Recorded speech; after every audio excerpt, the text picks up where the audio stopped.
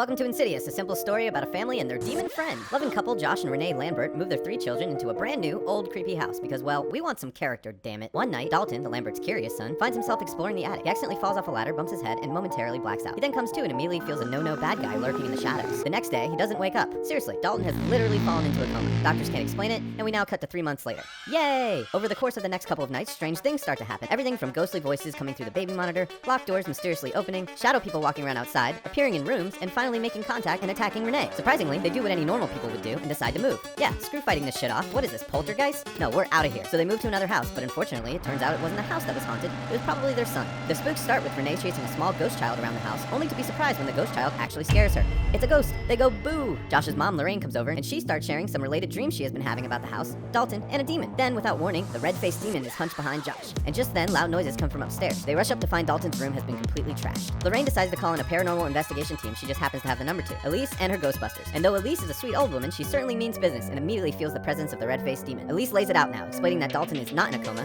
He's a pro-astral traveler, which only some people can do in their sleep. You can travel outside your body and into other worlds, but he went a little too far and into a place called the Further. This is where ghosts, baddies, and of course demons live. Josh, the father, dismisses the whole story, but then after going up to visit his son in his room, realizes Dalton has been making drawings of the exact demon described by Elise. Elise decides to perform a seance to learn more. She has some serious gear, a gas mask with a connecting tube to her assistant's ear, because during this she will be whispering and he will translate for the group. Yep.